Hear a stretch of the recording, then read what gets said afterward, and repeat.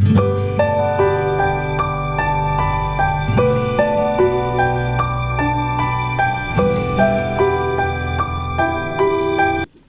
लोगों ने इस कक्षा से पूर्व उर्मिला के विरहवर्णन में मैथिलीशरण गुप्त ने जो पारंपरिक प्रयोग किए हैं और जो आचार्यों ने पूर्व विधान विरहवर्णन के लिए सुनिश्चित किए हैं, वह हम लोगों ने देखा कि उनके उर्मिला के नवम सर्ग में जहाँ पर उर्मिला बिसूरती है वहाँ इसकी पूर्ति होती है। यानी कि आचार्यों द्वारा बताए गए विरह के समस्त लक्षण हम साकेत के नवम सर्ग में आसानी से प्राप्त कर लेते हैं। लेकिन यह काल जो साकेत का है वह भारत की स्वतंत्रता का काल भी है। यह काल वह काल है जहाँ की स्त्री और पुरुष साथ साथ कंधा मिलाकर स्वतंत्रता संग्राम में शामिल होने के लिए तत्पर दिखाई पड़ते हैं। यहाँ तक पहुँचते पहुँचते हालांकि पूर्व काल की भी हमारी नायक नायिकाएं जो हैं वह पूर्णतः शिक्षित प्रशिक्षित होती थीं, लेकिन आप देखें कि इस आधुनिक काल में आकर वह नायिका और अधिक तीव्र और अधिक धैर्यशाली और कर्म के प्रति भावनाओं की अपेक्षा कर्म के प्रति अधिक प्रतिबद्ध दिखाई पड़ती हैं। यह जो नारी के स्वभाव में चरित्र में जो आधुनिकता के कारण परिवर्तन आया, उससे हमारी नायिकाएं भी बच नहीं सकीं और वह उससे प्रभावित भी हुईं, जिससे कि उनका एक नया स्वरूप, एक उज्ज्वल स्वरूप, पूजने योग्य स्वरूप, जहाँ पर कि वह एक ओर अपने भावों को नियंत्रित करती हैं और दूसरी ओर समस्त कष्ट सहते हुए भी या अपनी कामनाओं को संयोजित करते हुए भी वह कर्तव्य के पथ पर उन्मुख रहती हैं। जो मैथिलीशरण गुप्त की परंपरागत प्रणाली से विरह वर्णन की पद्धति थी, उसमें हमने उर्मिला की भावनाओं के अतिरेकों को देखा था। आज हम लोग बात करते हैं कि मैथिलीशरण गुप्त ने युग के अनुकूल आधुनिक नारी या आधुनिक विरहिणी के जीवन व्यतीत करने में किस प्रकार का उपक्रम करती है, इसमें उर्मिला का चरित्र कैसे उभर कर सामने आता है। मित्रों, आप जानते हैं, मैंने पहले भी कहा था कि उर्मिला एक आधुनिक विरहिणी है और आप लोग भूले नहीं होंगे कि हरिओत का प्रिय प्रवास ग्रंथ सामने आया था, जिसमें कि राधा, जिसे हम लोग कहते हैं कि खड़ी बोली का प्रथम महाकाव्य है हरिओत का प्रिय प्रवास, और उसमें एक राधा का नया रूप सामने आया था जो युग के अनुकूल था। यहाँ पर राधा केवल रोती बिसूरती नहीं घूमती, बल्कि एक समाज सेविका की भांति जन के कल्याण के लिए, समाज के कल्याण के लिए, राष्ट्र के कल्याण के लिए अपने आप को समर्पित करती है। यह जो नारी की जो नई छवि अंकित हुई थी साहित्य पटल पर, गुप्त जी भी उससे प्रभावित थे और उनकी जो उर्मिला है वह भी नवम सर्ग में भावनाओं के अतिरेक के पश्चात भी अपने कर्तव्य बोध, अपने जिम्मेदारियों से कहीं भी भागने के लिए तैयार नहीं होती, उनका भी निर्वाह करती है। आप देखेंगे साकेत में एक पंक्ति आती है कि नैनों को रोने दे मन, संकीर्ण न बन प्रिय बैठे हैं। नैनों को रोने दे मन, संकीर्ण न बन प्रिय बैठे हैं। आँखों से ओझल हो गए नहीं हैं, कहीं यहीं बैठे हैं।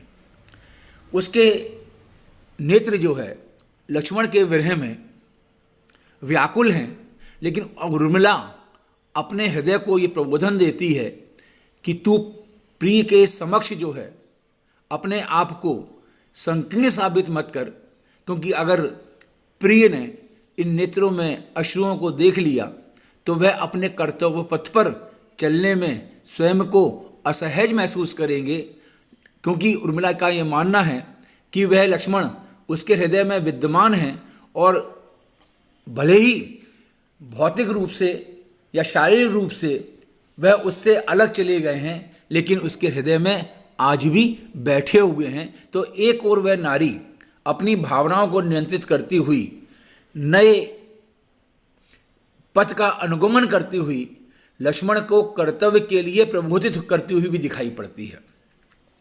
इसके बाद अगर हम ध्यान दें तो हमको दिखाई पड़ेगा कि मैत्रीशरण गुप्त की जो उर्मिला है और उसने अपने विरही जीवन को काटने के लिए जिन उपकरणों का प्रयोग किया है, उपकरण मैं इसलिए कह रहा हूँ कि यह पूर्व नायिकाओं की भांति के रोती बिसूरती यमुना के कुंजों में पेड़ों के किनारे लताओं से लिपटती हुई केवल नहीं घूमती, बल्कि यह उस विरह की अवधि को व्यतीत करने के लिए एक विशेष खाका बनाती है।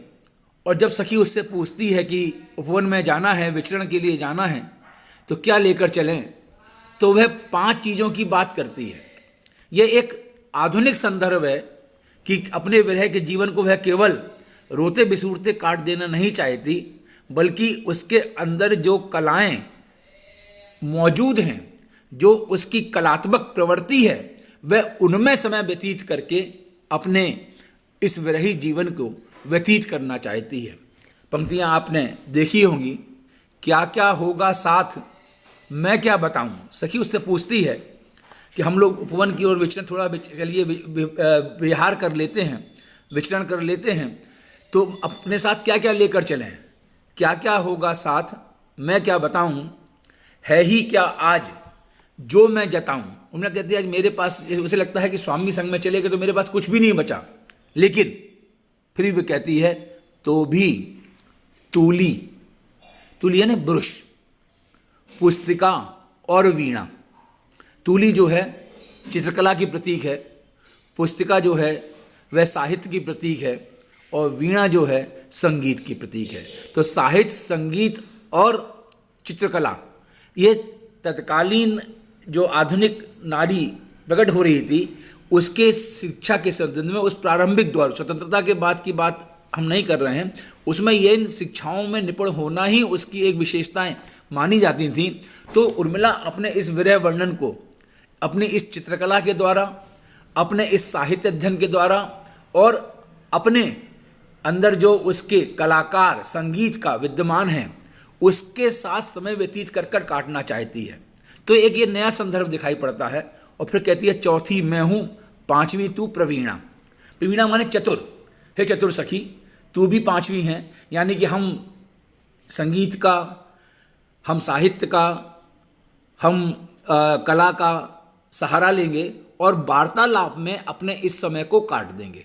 ये देखिए ये नया संदर्भ हमको मिलता है नायक नायिकाओं का या उर्मिला के माध्यम से कि वह विरहिणी जीवन को व्यतीत करने के लिए साहित्य, संगीत और कला का विधान करती है।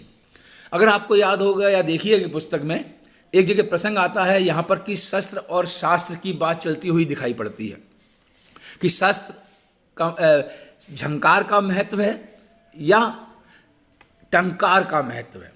टंकार यहाँ धनुष की टंकार से जोड़ा है, युद्ध का प्रतीक माना जा सकता है, और झंकार जो है वह शांति का प्रतीक माना जा सकता है।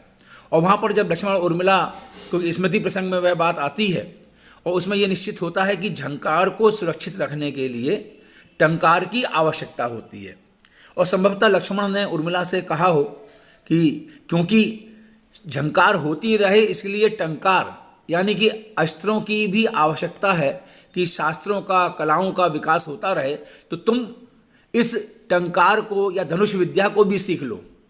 तो वहाँ उर्मिला जो अपने भाव प्रकट करती है, वहाँ वो कहती है हुआ किंतु कोदंड विद्या कला मुझे व्यर्थ क्यों और सीखूं कला, कि मेरे लिए यह धनुर्विद्या की कला है वह बिल्कुल बेकार है। क्यों बेकार है? भले उर्मिला के लिए गान ये विवादी स्वरों से बचे कान ये, कि उर्मिला इन विवादों में पड़ना नहीं चाहती। कहती है कि मैं अगर इन अस्त्र विद्या को सीख लूँगी, और अस्त्र का प्रयोग हमेशा जो है राज सत्ता के लिए होता है, वहाँ संघर्ष के लिए होता है, वादों विवादों को शांत करने के लिए होता है, तो कहती उससे अच्छा तो यह है कि मैं गीतों को ही गाऊं।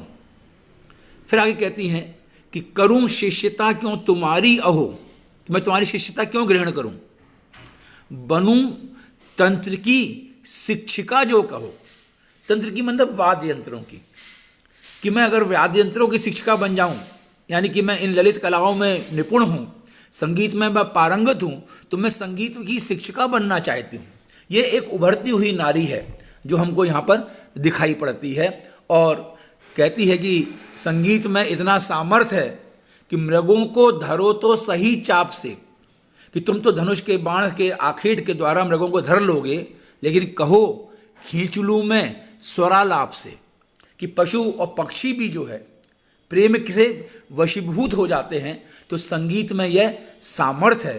तो एक ये नया रूप हमें सामने दिखाई पड़ता है कि विरह के काटने के लिए वह इन ललित कलाओं को प्रश्रय देती हुई दिखाई पड़ती है। ये गुप्त जी की अपनी एक विशेष विचारधारा विरहणी के संदर्भ में है। दूसरी ओर आपको देखें कि उर्मिला जो है वह राजमहिषी है, जनकपुर की राजकुमारी रही है, रघुकुल की वधू रही है, लेकिन उसे ये 24 घंटे 14 वर्ष की अवधि व्यतीत करनी है। और मैंने कहा ये अवधि जो है केवल रोते हुए बिसूरना नहीं चाहती, वह व्यतीत करना नहीं चाहती, बल्कि वह अपनी कलाओं को भी निखारना चाहती है। साथ ही क्या है कि जब हमारे सामने संकट होता है तो मनोविज्ञान ये कहता है कि अपने आप को अधिक व्यस्त रखो, और उस व्यस्त रखने के उपक्रम में उर्मिला जो है परिवार के जो दैनिक कार्य जो कि दास दासियों द्वारा किए जा सकते थे उन पर भी या उनमें भी अपना हस्तक्षेप करती है, अपनी उपस्थिति दर्ज कराती है, या कह सकते हैं कि अपने विरह की इस अवधि को काटने के लिए स्वयं को व्यस्त करने हेतु वह दैनिक दिनचर्या जो होती हैं घर की उनसे भी लिप्त रहती है। तभी ये पंक्तियाँ गुप्त जी लिखते हैं, बनाती रसोई सभी को खिलाती, इसी काम में आज मैं तृप्ति पाती। रसोई बनाना, बहुत दास दासी लगे हुए हैं, लेकिन उर्मिला का रसोई बनाना क्या प्रयोजन है? उसका प्रयोजन केवल यही है कि वह अपने आप को व्यस्त रखेगी। यह उसके लिए एक बहुत बड़ी चीज़ जो है सामने आती है अपने व्यस्तता को रखने के लिए। तो यह भी एक आधुनिक संदर्भ विरह को काटने का हमें प्रतीत होता हुआ यहाँ दिखाई पड़ता है। मैंने कहा कि उर्मिला जो है वह ललित कलाओं से परिपूर्ण है, उसे साहित्य की भी समझ है, संगीत की भी समझ है, उसे चित्रकला की भी समझ है। आपने देखा होगा कि बहुत से चित्र, मैंने कल भी चर्चा की थी, और जब साकेत का नवम सर्ग आप पढ़ेंगे तो वह बार बार चित्रों को बनाती है, दिखाई पड़ते हैं चित्रों से बनाते हुए। वह बहुत से उसने चित्र बनाए हैं उर्मिला ने, जब गढ़ती है वह, लेकिन वहीं वह इस समय को काटने के लिए और ये उसके पास जो कलाएँ हैं वह उसकी अनुकूल रहें, वह उसे भूल ना जाए। क्योंकि कहते हैं ना कि करत करत अभ्यास के जड़मति होत सुजान, जो बुरे लोग होते हैं वे भी जो है सुज्ञानी बन जाते हैं। और उर्मिला इस अभ्यास को निरंतर बनाए रखना चाहती है, और उसके सामने संकट यह है 14 वर्ष की अवधि काटनी है। लक्ष्मण 14 वर्ष बाद लौटेंगे, तो उस स्थिति में वह एक युग के अनुकूल मैथिलीशरण गुप्त ने एक नई सोच उससे उत्पन्न कराई है। वह अपनी सखी से कहती है कि मैं निज ललित कलाएं भूल ना जाऊं वियोग वेदन में। मैं निज ललित कलाएं भूल ना जाऊं वियोग वेदन में, सखी पुरबाला शाला खुलवा दे क्यों ना उपवन में। ये पुरबाला शाला कि नगर की बालिकाओं के लिए पाठशाला को खुलवाने की बात, ये देखिए ये नया विधान है। आप देखें कि पुरुष शिक्षा तो प्रारंभ हो जाती है, लेकिन स्त्री शिक्षा के लिए जो स्कूल वगैरह नहीं थे, और उस युग की यह मांग थी, भारतीय स्वतंत्रता का काल था, प्रारंभिक काल था। गुप्त जी 1931 में साकेत जो हमारे सामने प्रस्तुत करते हैं, 16 से वे लिखना प्रारंभ करते हैं। तो उस स्थिति में युग की मांग थी कि स्त्रियों को भी इच्छा के अवसर दिए जाएं, स्त्रियों को भी शिक्षा के लिए स्कूल आदि खोले जाएं। तो यहाँ उर्मिला के माध्यम से युग के अनुकूल परिस्थिति की बात तो है ही है, और साथ ही अपना जो समय व्यतीत करने वाला है वह इस शिक्षा या इन शिक्षक संस्थानों में अपनी उपस्थिति दर्ज कराकर शिक्षण को कार्य करके, क्योंकि ये कलाएं जो होती हैं वह बांटने से कभी समाप्त नहीं होती, बल्कि उनका और विकास होता है। तो उर्मिला जो है वह स्त्री शिक्षा के लिए पाठशालाएं खुलवाकर उसमें शिक्षिका के रूप में कार्य करके अपने को व्यस्त रखना चाहती है। एक ये नया उपक्रम दिखाई पड़ता है। तभी उसने, मैंने कहा था, आपसे पहले भी कहा था कि बनु तंत्रिका शिक्षिका जो कहो, वह तंत्र विज्ञान की या तंत्र यहाँ पर तात्पर्य है कि जो आपका संगीत है उसकी शिक्षक बनना चाहती है। और इन सखी से भी कहती है कि मैं अपनी ललित कलाएं, साहित्य, संगीत और चित्रकला भूल न जाऊं इस वियोग की वेदना में। अतः तुम जो है एक पुरबाला शाला खुलवा दो। पुरबाला माने, पुर माने नगर, बाला माने बालिकाओं की, और शाला माने पाठशाला या संस्थान, शिक्षा संस्थान जो है खुलवा दो उपवन के अंदर, जिससे कि मैं खुले में उनको शिक्षा दे पाऊँ। तो स्त्रियों के लिए शिक्षा संस्थान खुलवाना और शिक्षिका के रूप में व्यस्त रहना, ये भी एक उर्मिला के विरह जीवन को काटने का एक आधुनिक आधार गुप्त जी ने यहाँ पर प्रस्तुत किया है। इसके बाद एक देखें कि उर्मिला स्वयं बड़ी कष्ट में है, बड़ी दुखी है, लेकिन गुप्त जी भी वैष्णव भावना से ओतप्रोत हैं और उनके मन में भी जो है वह साहित्य का जो मूल मंत्र जन कल्याण है वह कहीं ना कहीं व्याप्त है। यहाँ पर उर्मिला भी अपने दुख में भले ही दुखी दिखाई पड़ती है, लेकिन जिस प्रकार से वह प्रीतम को कर्तव्य पथ की ओर उन्मुख करने के लिए आंखों को रोने देना नहीं चाहती, वहीं उसकी जो तीन तीन सासें बिलख रही हैं, विधवा हैं, उनको भी जो है वह दुखी करना नहीं चाहती।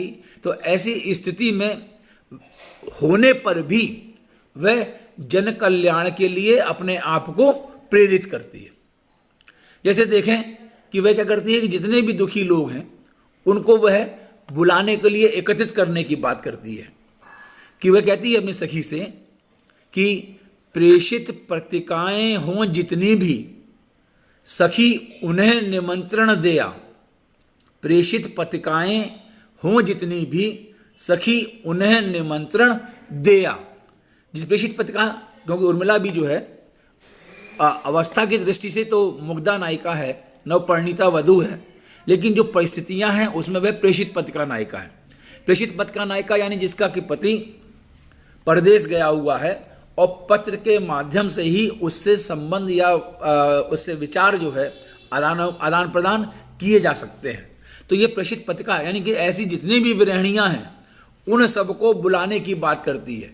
यानी कि सबके दुख को, जो भी दुखी हैं उनको दुख को दूर करने के लिए वह एक प्रकार से सत्संग का विधान करती है और कहा कि सम दुखनी मिलें तो दुख बटे, सम दुखनी मिलें तो दुख बटे, प्रणय पुरस्सर लिया।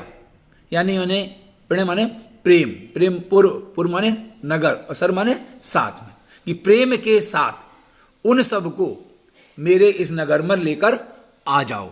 तो सारे लोगों को एकत्रित करके जो उसकी परिकल्पना है कि वह शिक्षा संस्थानों को खोलेगी, जन कल्याण के कार्य करेगी, तो जितनी भी ये विरहणियाँ रोती बिसूरती हैं, घूम रही हैं, वह उन सबको एकत्रित करके एक नया प्लेटफॉर्म उनको देना चाहती है। एक नया उनको उनके अवधि को काटने के लिए उनके जीवन में व्यस्तता उपस्थित करने हेतु उर्मिला जो है उन सबको यहाँ पर एकत्रित करती है। तो ये जन कल्याण का भाव उसमें जुड़ा हुआ दिखाई पड़ता है। इसी तरह से इस जन कल्याण के साथ में मानवता का भाव भी उर्मिला के अंदर जुड़ा हुआ है। हम मानवता की बात कर रहे हैं तो हमने देखा कि ऊपर मैंने अभी बात की थी आपसे कि वह सारे दुखी लोगों को एकत्रित कर रही, तो मानव तो समाहित है ही है, लेकिन उसके पश्चात भी पशु पक्षियों और वृक्षों के प्रति भी उर्मिला अपने कर्तव्य का निर्धारण करती हुई दिखाई पड़ती है। जैसा कि पर्यावरण विमर्श जो है इस समय का बड़ा मुद्दा उभर कर आया है हमारे सामने, और आप देखेंगे उर्मिला जो है एक ओर वनस्पति की चिंता करती है, स्वेच्छा से उसके विस्तार होने की बात करती है, वहीं दूसरी ओर पशु पक्षियों के लिए भी चिंतित दिखाई पड़ती है। ये भी एक पर्यावरण विमर्श का एक मुख्य मुद्दा है। और विहग, इससे आपने पढ़ा भी होगा कि विहग उड़ना भी ये हो बद्ध भूल गए आए। सखी उससे कहती है, जब वह देखती है पशु पक्षी सब पिंजड़ों में कैद हैं, तो उर्मिला उनको उन्मुक्त करना चाहती है। और वह जब सखी से कहती है इनको उन्मुक्त कर दो, तो फिर ये देखते हैं कि वह सारे पशु पक्षी जो है फिर लौट लौट कर आने लग गए। तो उर्मिला को फिर लगता है कि शायद यह उनको जो वह उन्मुक्त कर रही है, तो उसके अंदर सहृदयता तो है, लेकिन दूसरी ओर उनको संरक्षित करने का भी एक उसे उपक्रम करना पड़ेगा। और उस संरक्षण के लिए उसको लगता है कि इनको छोड़ना उसकी बड़ी भूल है। वह कहती है सखी से, विहग उड़ना भी ये हो बद्ध भूल गए। हे सखी, ये जो पक्षी हैं यह उड़ना भूल गए हैं, क्योंकि इतने दिन ये कैद में रहे हैं। यदि अब इन्हें छोड़ूं तो और निर्दयता दे, कि अगर मैं इनको मुक्त कर देती हूं तो यह मेरे लिए और निर्दयता का भाव होगा। ये मेरी सहृदयता नहीं होगी, ये मेरी निर्दयता कहलाएगी, क्योंकि यह इनका जो स्वाभाविक जीवन जीने की जो गति थी वह इनकी समाप्त हो चुकी है। और अगर इनको सामान्य जीवन जीने के लिए छोड़ दिया जाएगा तो यह अपने जीवन को सफल रूप से जीने में सक्षम नहीं होंगे। अतः सखी, इनको अब छोड़ना उचित नहीं है। फिर एक कारण और बताती है कि परिजन इन्हें भूले, ये भी उन्हें भूले, सब हैं बहे। कि जो इनके परिजन हैं, यानी जिस पक्षी को पकड़कर बहेलिया जो है उपवन राजभवन में उपवन में ले आया था, जिस पशु को पकड़कर ले आया था, तो उन्हें एक लंबा समय हो गया। तो अब वे अपने जात बिरादरी के लोगों की जो भाषा है, बोलचाल है, जो उनके विभिन्न क्रियाकलाप हैं, एक दूसरे की बात कहने का ढंग है, वह सब भूल गए। तो ऐसी स्थिति में वे अपना सहज जीवन व्यतीत नहीं कर पाएंगे। इसलिए उर्मिला कहती है, बस अब हम ही साथी संगी सभी इनके रहे। तो इन्हीं के साथ में रहकर हम ही इनके साथी हैं, हम ही इनके संगी हैं। यानी कि एक मैं कहना ये इस माध्यम से चाहता हूँ कि उर्मिला पर्यावरण संरक्षण के लिए पूर्णतः सचेत है। पशु पक्षियों के लिए उसके हृदय में दया का भाव है, और वह इस सेवा भाव के द्वारा पशु पक्षियों की सेवा कर कर, पेड़ पौधों में पानी आदि डालकर वह अपने विरह के जीवन को व्यतीत करने के लिए एक और उपक्रम भी खोज लेती है। अंतिम बात जो हमको दिखाई पड़ती है कि इन सब के साथ साथ उर्मिला जी रही है, वह जानती है कि उसके ऊपर जिम्मेदारियां हैं, कर्तव्य है, और यह भी उसे मालूम है कि राम और लक्ष्मण जो है वह वनवास को गए हुए हैं, भरत श्रृंगवेरपुर में साधना में लीन है, शत्रुघ्न के ऊपर पूरे राज्य को देखने की जिम्मेदारी दिखाई पड़ रही है। तो वहाँ पर चूंकि उस समय के जो हमारा राष्ट्रीय आंदोलन चल रहा था, उसमें भी स्त्री पुरुष की समान सहभागिता की मांग की जा रही थी। तो गुप्त जी एक तो इस नई विचारधारा के तहत, और दूसरा इस कारण से कि स्त्रियों का भी समाज में पूर्ण योगदान होना चाहिए, इस दृष्टिकोण से देखें। और तीसरा दृष्टिकोण जो दिखाई पड़ता है कि उर्मिला अपने समय को काटने के लिए वह राजकाज में भी रुचि लेती हुई दिखाई पड़ती है। तो ये राजकाज में उर्मिला की रुचि का होना, ये तत्काल मतलब जिस समय साकेत की रचना हो रही थी, तत्कालीन परिस्थितियों का होना तो है ही है, और साथ ही साथ एक आधुनिक नारी का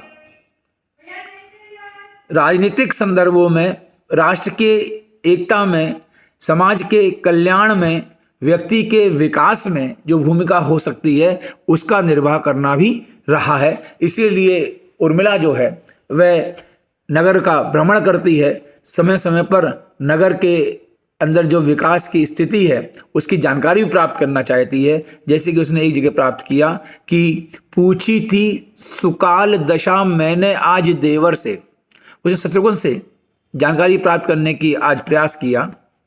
कैसी हुई उपज कपास ईख धान की। कपास ईख धान ये हम तीनों जानते हैं, ये हमारी व्यावसायिक फसलें भी हैं, और चूंकि भारतीय संस्कृति कृषि प्रधान रही है, और तत्कालीन समय में भी यानी कि राम युग में भी और आज वर्तमान में भी हमारी कृषि पर आधारित हमारा मुख्य ध्येय जो है राष्ट्र का विकास निर्भर करता है। आज भी हमारे यहाँ कृषि हमारा मुख्य उद्योग है। अपनी राज सत्ता को या जीवन की सामान्य गति को संचालित करने के लिए राष्ट्र की अत्यंत आवश्यक होता है। तो यहाँ पर भी उसने प्रश्न किया कि इस बार कपास, ईख और धान की फसल हमारी कैसी हुई है। बोले इस बार देवी देखने को मैं भूमि पर दुगनी दयासी हुई इंद्र भगवान की। कि इंद्र भगवान, हम जानते हैं कि उस समय जिस समय की संस्कृति का विश्लेषण गुप्त जी कर रहे हैं, और या कहें कि 1931 के आसपास भी हम देखते हैं कि हमारा किसान जो है वह बादलों पर ही निर्भर था, यानी कि उसकी खेती जो है वह वर्षा पर ही निर्भर हुआ करती थी, और वर्षा के देवता इंद्र भगवान की जो पूजा करवाई है यहाँ पर, वह इसी का एक उपक्रम जो है दिखाई पड़ता है हमको, और फसल जो है दुगनी हुई है। तो इस प्रकार से राजकाज में रुचि लेने का काम भी उर्मिला करती है, और गुप्त जी ने उर्मिला के माध्यम से किसानों को भी महत्व दिलाया है, और सत्ता के प्रति उसका व्याम उसके मन में जो क्षोभ है उसको भी उन्होंने प्रकट किया है गुप्त जी ने, क्योंकि उर्मिला का मानना है कि सत्ता में विमर्श करने से, सत्ता के वशीभूत होने से आदमी के जीवन की सहज गति जो है वह कहीं समाप्त हो जाती है। और इसीलिए जब वह उर्मिला पूछती है, हालचाल लेती है, भ्रमण करने जाती है, तो किसानों को कार्यकर्ता देखकर बड़ा खुश होती है।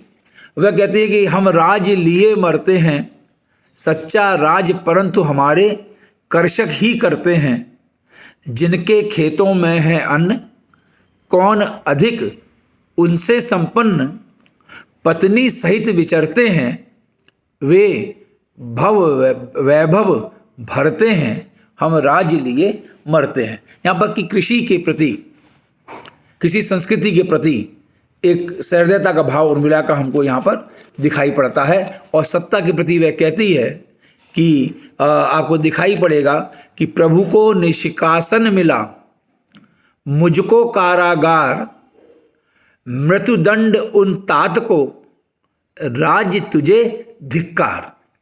राज की सत्ता को नकार देती है कि ऐसे राज का क्या उपभोग कि मेरे आराध्य को जो है निष्कासन मिल जाए, मुझे विरह के कारण एक जेल की तरह घर में रहना पड़ जाए, और जो पिता हैं दशरथ हैं उनको जो है मृत्यु का वरण करना पड़ जाए।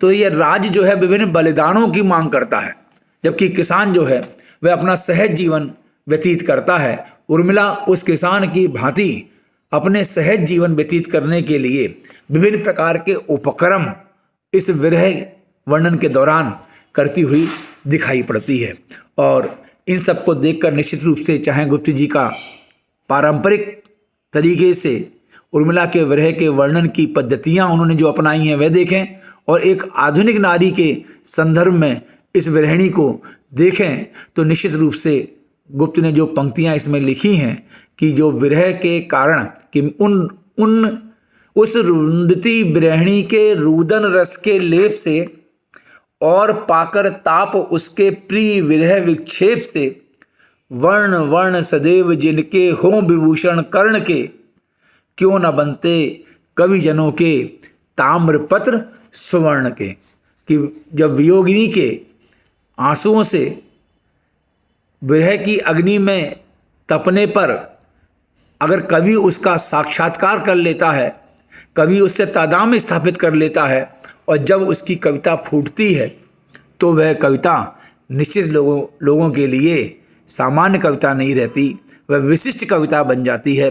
उसी प्रकार से मैत्रीशरण गुप्त ने उर्मिला की विरह अवस्था से जिस प्रकार से अपने अंतर्मन से तादाम स्थापित किया है, और उर्मिला के हृदय में बैठकर और खुद स्वयं रोए हैं, तो उनका यह साकेत के नवम सर्ग में जो उर्मिला का विरह वर्णन है वह साहित्य की एक अमूल थाती बन गया है। और यहाँ उन्हें ये संतोष भी होता है कि सरस दो पद भी ना, यहाँ पर उन्हें संतोष देते हैं कि गुप्त जी को भी संतोष देते हैं। और जो एक लंबे समय से उर्मिला और लक्ष्मण की झांकी को विभिन्न कवियों द्वारा स्थान ना देने की बात कही जा रही थी, उसकी प्रतिपूर्ति होती हुई भी दिखाई पड़ती है।